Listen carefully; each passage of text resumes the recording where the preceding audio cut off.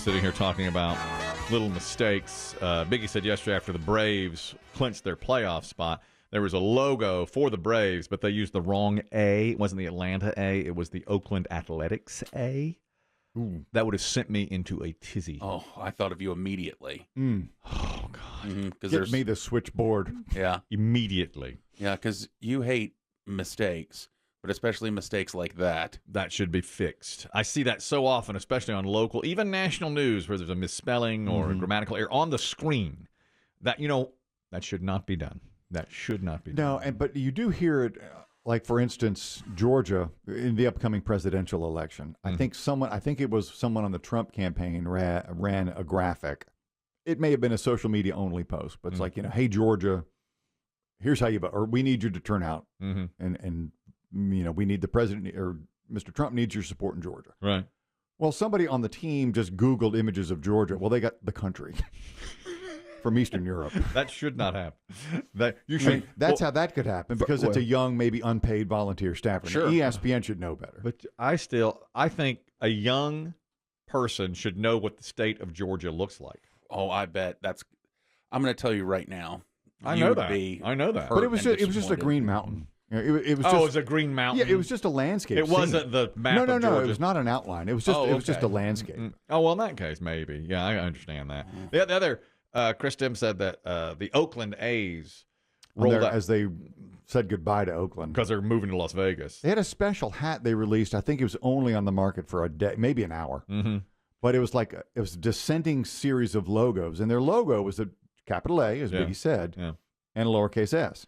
Unfortunately, the hat, if you read it, just said ass. So they called it the ass hat, and they removed it after an hour on the website.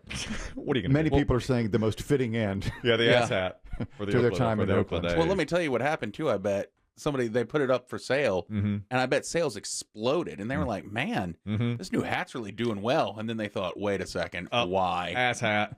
Here's a perfect example. Yesterday, my son, who goes to East Carolina University, he's got something called his Pirate ID, which is like, I guess, I don't even really know what it is, but I know he has to have it, probably a card. I'm sure, yeah. And an app, and you're forced to change the password every 90 days. So my wife gets his emails because my son never checks emails. So my wife will say to him, the professor needs you to do this, or you have to change your password or whatever. She should walk us across the stage with him at graduation. She really is a co-graduate. Don't tell him. Yeah. You guys just line it up. So when they call his name at graduation, she's just there too and walks next to him. Get her a purple robe. Yeah. With a gold sash. She sent me a text yesterday. This is your wife. This is my wife. And she said, I want you to see this email and ask yourself, should we be paying the kind of money we're paying to this university for what they're sending out? Now, the email is this. I'm going to read it verbatim. All right. The password for your pirate ID, Baddie Slayer 05. Maybe you should both walk across the stage. Can I have, before we continue? Yes. How are we spelling baddie these days? With a Y or an IE? IE. IE, yes. And the password for your pirate ID, Baddie Slayer 05, which he chose the username. And this is the part. Is that the year of his birth? Yes, 05. Was a very good year. Yes. This is what got my wife, though, was the second part of it. The password for your pirate ID will expire in expires today's days. What? Somebody didn't check, Will expire, it expires today's days. What? AI. Uh-huh. Is any of this necessary? No. It's like, what in the world is that? So she had to try and do a little research. She basically said, change your password. And she said, while you're at it, change your username from Baddie Slayer 05. That is ridiculous. But he's like, no, that's mine. I'm the Slayer. I need a rep. Unbelievable. How did his resume fluffing go? Is that done? Very well. You told us last week about his One of his business classes? Yeah, I helped, and he did it and fluffed it to the point. You're not going to believe where he got a job. He just got a job. He starts tomorrow. Citibank. JP Morgan Chase. TRO or whatever. Turns out he's a VP. T. Rowe Price. Row price. No. At our gym, where we go to the gym, Orange Theory. He is going to be starting as a front desk associate at Orange Theory. While he's a student. Because they have one there, and his You mean first on campus? Well, no, it's about 5 minutes from campus. He goes and he just inquired. This is why we did the resume. About a week ago or 10 days ago, he said, "Do you have any openings?" And the woman said, "Well, we do for a front desk person." And so we fluffed the resume, and he went in and he did he shadowed them and he did an interview, and lo and behold, they gave him the job. Now, his job starts tomorrow, and he's working the afternoon shifts. You know, people go like after work. The classes are like noon, 5:30, 4:15. So he's doing the afternoon, like 4:15, 5:30, 6:45. But on Friday, he works again Thursday, that shift. Then on Friday, he opens. Ooh. You have to be there at 4:30 a.m. Ooh. So he called me last night, my son, and he said, "You get up early, don't you?" Some would say. I've reached him. I said, "Yeah, I get up early." And he goes, "How do you do that? How do you get up early?" And I said, "Well, that's going to take you a while to get into that, because, of course, his hours are all It's night. only one day a week. Yeah. And, if it's regular, you can sort of adjust. yeah, it's going to be tough." And I said, That is going to be hard. I said, "You're going to have to set multiple alarms and, all that stuff. And I said, you try to get some sleep the night before. But that's hard to go to sleep like that, of course. If I recall, Baddie Slayer 05 does not have college classes scheduled on Friday. Correct. So once he gets through his work shift, then he's off the clock. And I told him, then you can go home and take a nap, and go out Friday night or whatever. Start slaying. Yes, go ahead and start slaying. You put that name to good use. Well, go ahead. I'm sorry. he may meet more baddies this way. Oh yeah, there's a lot of baddies going there. And he's gonna. Yeah. Frankly, it sounds like it's kind of a cool job to have when you're in college. Mm-hmm. What do you do? Oh, I work at the gym. Yeah. Oh yeah. Right. It could be a lot worse. Yeah. Then he says, he said that he went in to do the workout yesterday. And he's like, I had to actually give 100% because now the boss is watching me. So I actually ran. I was like, okay, good. And then he goes, about to hit up some Moe's for $8 burrito night now that I'm rolling in it. He's not gotten a paycheck. No, he hadn't even worked a minute yet. None. But that's what he How's that spelled? About to hit up? About to hit up, BOUTTAHITUP with no spaces. Moe's $8 burrito night, bruh, BRUH. He's really working. I love it. Yeah. I love it for my son.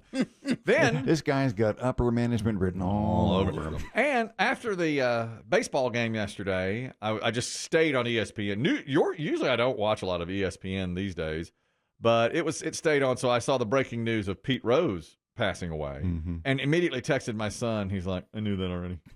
He gets me every time. And in fact, he had told his friend 15 minutes earlier, my dad's going to text me in a few minutes and tell me Pete Rose died, which is exactly, I fell into his trap yet again and texted him that Pete Rose had died.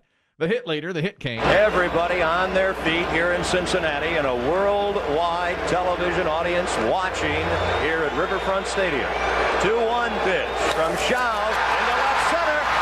There it is. Rose has eclipsed Cobb. That's number 4,192. For Pete Rose, this certainly his crowning achievement. And for baseball, a game that grows from its past and finds warmth in statistics, this is one of the all-time great moments. It's just too bad that Rose had the controversy, of course, of gambling and betting on baseball, which he denied forever, then admitted. For a long time, I fought for him to be in the Hall of Fame. I kept saying he should be in the Hall of Fame. Then he admitted that he had bet on baseball because I believed him. I'm so naive, I believe him.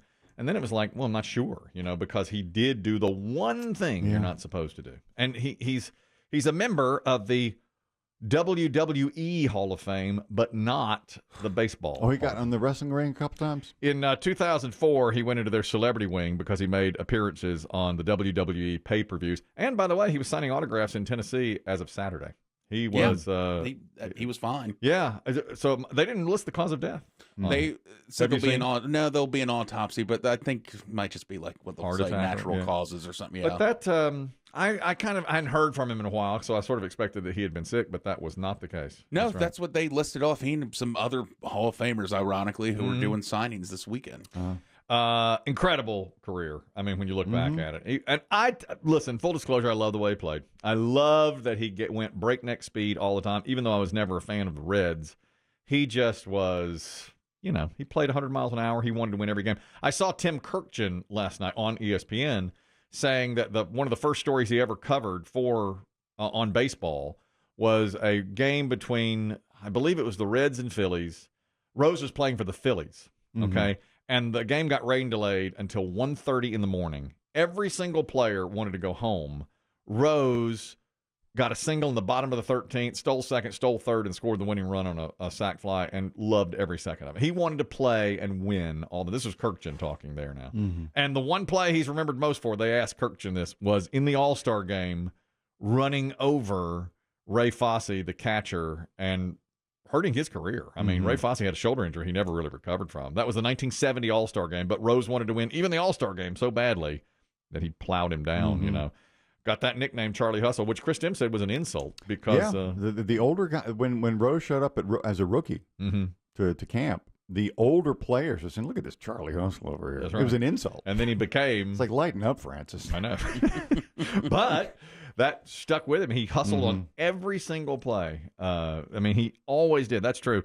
Played 23 seasons in Major League Baseball, then was banned in 1989 after it was revealed who's gambling. And of course, all the opinion pieces today are baseball instituted a lifetime ban on Pete Rose for getting into the Hall of Fame. What next? I think he'll go in now. It's possible. I did read too, though, and if you really follow baseball, you might know the name Shoeless Joe Jackson. He was banned for gambling or throwing the World Series in 1917? 1919. 1919. He was on the Chicago White Sox. He's still not in. That's 72 years ago. He's the Field of Dreams character. He's Field of Dreams guy. Shoeless Joe. Do you think Pete Rose should go in or will go in? Well, I thought the opposite. I thought that with his death will die should he go in. Well, I feel like they will put him in now as the hit leader of all time. Shoeless Joe Jackson always denied that, and he had a good World Series. They threw that World Series. This is from Field of Dreams. But Kevin Costner's character talks about Shoeless Joe had a great series. The rest of the players didn't play well. They tanked it, and for gamblers. Right. Yeah, the gamblers got to them. And by the way, the White Sox in 1919, they weren't making the kind of money. Of course. Apparently they had to throw the series to make any money. And they did. They threw the World Series, but Shoeless Joe's numbers were as good or better than they had ever been. I think one of the defenses was, and I don't think this is from the movies, that Shoeless Joe was so ignorant he couldn't read or write. That's right. And didn't even understand. He didn't understand what he was doing. The deal. That's right. He didn't know, so he kept on playing. But he didn't know that all his teammates had made deals. Still has been banned from the Hall of Fame forever. It's a good. Certainly, the talk will heat up today about whether or not he belongs in the Hall of Fame. Lynn, you're talking about Pete Rose. Go ahead. Hey there. P1. Thank you. Grew up in Kentucky, so Cincinnati is all of the Kentucky people's team. And I'm one of the only people that I know right now who is saying absolutely not, don't you dare put him in the Hall of Fame. Why do you feel that way? Because he broke the one rule you're not supposed to break? No, absolutely not. Right. Because we've got people in the Hall of Fame now that have been accused of major crimes. Okay, right. Yeah. If you couldn't honor him in his life, don't you dare do it once he's gone. Oh, I see. You wanted it done while he was alive. You dare? Yes, absolutely. Yeah, absolutely. Well, there are some bad people in the Hall of Fame in probably all sports, but certainly in baseball. But the argument about Rose never getting in the Hall of Fame is he broke the rule on the field. He's the one that's printed in every clubhouse. No gambling on baseball. And he admitted that he did. As a player and a manager. Yeah. Definitely. He was like a player manager when the Reds. If I recall, the big push when he admitted to doing it was that he was basically insinuating that he was told, if I admit it, I'll go we'll let you in. And they did. And they never did. And he, at the time, this was about 10 years ago, it seemed like he was kind of doing it to make sure he did get it. Did again. Yeah. I think when did he start signing baseballs? I'm sorry, I bet on baseball. Did he start? I've seen a couple. Yeah, really, just still images. I'm sorry, I bet on baseball. Pete Rose. I believe it. You know what? He in 2004 told Charlie Gibson that he bet on baseball. So it's been 20 years since he admitted to betting on baseball. He denied it for 15 and then admitted it 20 years ago. And I think Biggie's right. I think that he thought that, and for a while they wouldn't even let him near a stadium. He couldn't, and then they relented on that, and he threw out first pitches, and he would be on pregame shows and stuff like that. I feel like at the time the baseball commissioner even almost insinuated if he admits to this, there'll be some consideration, which is why he did it. And then they did because he wanted in. Oh, definitely, he wanted in for sure. I feel like they will let him in now. I think so. So he can't see it. Yeah, I think they wanted to wait till he died because it's a lifetime ban, and now his life is ended. I kind of feel like I like what Lynn said though. To me, if you do it now, you're just doing it. It's an interesting angle. Yeah, to show off for yourself almost. As you know, at one point, of course, I was very strongly in favor of him being in the Hall of Fame. Early on this show, we had a long discussion about it, and Chris Demm was against him being in the Hall of Fame because he bet on baseball. Years later, when Cameo came out, Pete Rose thanked me. If you recall, he said, "Thanks for supporting me." Happy belated Father's Day to Chris Kelly from the Two Guys Named Chris Show. Okay? I want to thank you for wanting me to be in the Hall of Fame and for your support. You guys have a great day. You're unbelievable. All right. I forgot about his cameo. So not only I have a cameo, we met him at Caesar's Palace. 17 years ago? Yeah, I think that's right. Because my wife was pregnant with my daughter, who is now 16. We were at Caesar's. We were at Caesar's, and we went to and somebody said, my brother-in-law said, "Hey, Pete Rose is right down the hall." We were, what? Because you guys were gambling. Yeah, I spotted him. You said it. Yeah, you saw thank it. you. Oh, sorry. And you and your brother-in-law were on the casino, and I said, I came running in. I said, "You're not going to believe this. Pete Rose is in the sports memorabilia store down the hall." I said, "No." 7-Up. Crap. We'll go now. My brother-in-law was on a heater, and Kristen said, "Pete Rose." Yeah, he won big. He did. And we went down there. And we stood near him, but he was behind a little rope line. Mm-hmm. You had to buy a baseball for like $90, and then he'd sign it for you for free. But the baseball cost $90. And I can't remember if he did pictures or not because cell phones weren't what they were or are. I mean, probably, but he was going to charge you, of course. So I stood real near the ropes and said, "Hey, Pete. Hey, Pete. Do you think?" I said, "Did you like playing in the 1975 World Series?" And he just looked at me like, "Who is this? What kind of slow?" Who woke up the gimp? Yeah. Do you like baseball, Pete? How about a little preparation next time? That's your question you're going to ask Pete Rose, the hit king. And then you said, "Who's going to win the World Series?" Now, this was January. And that's what he said. How the hell should I know? It's January.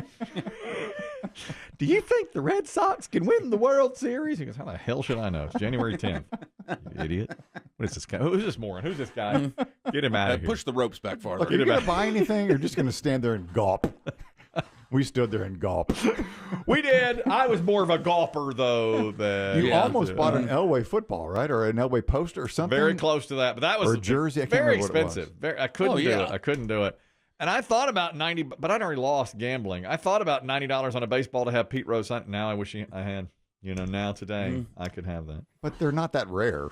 No, he signed them all. But you would have it. Well, he signed them the day before he died. I mean, he was signing all the way up to the end. The great Pete Rose. And we lost Dikembe Mutombo yesterday as well. Forever a footnote. I know. Unfortunate. He only 58 and apparently a wonderful person. He was gravely ill. Yeah. Brain cancer. Yeah. At 58. That was sad. He was a total humanitarian. Wonderful. Gave back his entire life. Exactly. Yeah, I think I saw that he just 10 years ago, I believe, just built a $27 million hospital in his home country. Yeah. Mm-hmm. I mean, he really was, like they said, on the court, known, of course, for his great defense, blocks, the finger wag. Love the finger wag. Yeah, but off the court, did so much more. He's my favorite Nugget. And I'm a Nuggets fan. Okay. You know that. Says a lot. He's my favorite. Sorry, Dan Issel.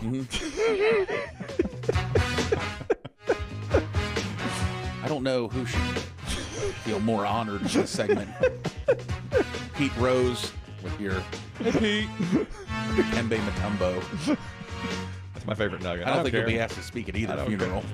Listen, Kiki Vandeweghe moved right to number 2. Right to number 2 once they drafted the great Dikembe Mutombo.